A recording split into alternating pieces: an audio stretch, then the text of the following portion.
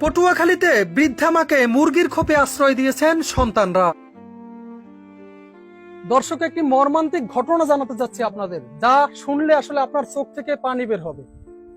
আপনি নন শুধু, যে কোনো হৃদয়বান মানুষের চোখ থেকেই পানি ঝরবে। বলা হয়ে থাকে মায়ের পায়ের নিচে সন্তানের বেহেশত, কিন্তু সেই মায়ের প্রতি যখন এরকম অবহেলা করা হয়, জন্ম দিয়েছেন যিনি, সেই মাকে যদি এরকম একটি মুরগির খোপের মধ্যে আটকে রাখা হয়, তাহলে যেন আল্লাহর আরশ কেঁপে ওঠে, সন্তানের জান্নাত যেন হারাম হয়ে যায়। এরকমই একটি ঘটনার বর্ণনা জানাতে চলেছি আপনাদের।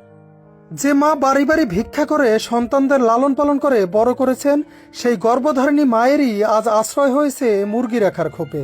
বৃষ্টির পানিতে ভিজে যাওয়া এরকম স্যাঁতস্যাঁতে পরিবেশেই দীর্ঘ বছর যাবৎ বসবাস করছেন জনম দুঃখিনী মা। মুরগি রাখার এই খোপটিতে নেই কোনো কাঁথা কিংবা বালিশ, এমনকি হাওয়া বাতাসও চলতে পারে না ঠিকঠাক। দেখা যায় এমন একটি ঘরেই কোনো মতে খুঁটুমুটু দিয়ে বসে আছেন অসহায় মা। একটু পরপর খাবারের জন্য করছেন ডাক চিৎকার, কিন্তু কে শোনে তার চিৎকার? জানা যায় ঝড় বাদল যাই হোক না কেন, সকাল হলেই বৃদ্ধা মাকে মুরগির খোপে রেখে কাজে চলে যান সন্তান ও পুত্রবধূরা। এ সময় তাদের থাকার ঘরটিও রেখে যান তালাবদ্ধ। নিরুপায় হয়ে খাবারের আশায় নরবরে শরীরখানা নিয়েই এবারে ওবারে ছুটে বেড়ান জনম দুঃখিনী মা। সম্প্রতি পা পিছলে আছাড় খেয়ে মাথা ফেটে যাওয়া সহ হাত ভেঙে গেছে বৃদ্ধা মা নূরজাহান বেগমের। সারাদিনের যন্ত্রণায়ও ছটফট করছেন তিনি। এছাড়াও একটু পানি খাওয়ার জন্য করছেন তীব্র আহাজারি, কিন্তু একাকী বাড়িতে তার এই করুণ আহাজারি শোনার জন্য কেউ নেই। কারণ আদরের ছেলেরা যে ঘর তালাবদ্ধ রেখে সকালবেলায় চলে যান এদিক সেদিক, ফেরেন আবার সন্ধ্যায়। সম্প্রতি বন্যা হওয়ার কারণে জোয়ারের পানিতে থই থই করছে নূরজাহান বেগমের খোপটির চারপাশ। এতে যেন তার মধ্যে কাজ করছে এক অজানা আতঙ্ক।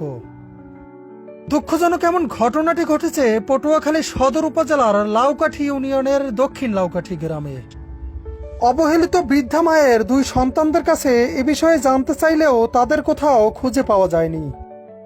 10 মাস 10 দিনের তীব্র কষ্ট, প্রসব বেদনা, নিজে না খেয়েও সন্তানকে খাওয়ানো, ছোট থেকেই আদর যত্নে সন্তানদের শখ আহ্লাদ পূরণ করে বড় করা, এত ত্যাগ স্বীকার করেও মা নামক জান্নাতের টিকিট কি শেষ বয়সে এসেও একটু যত্নের ভাগীদার হতে পারেন না? অবশ্যই সন্তান হিসেবে আজীবন মায়ের প্রতি আদর যত্ন ও ভালোবাসা আমাদের নৈতিক দায়িত্ব ও কর্তব্য।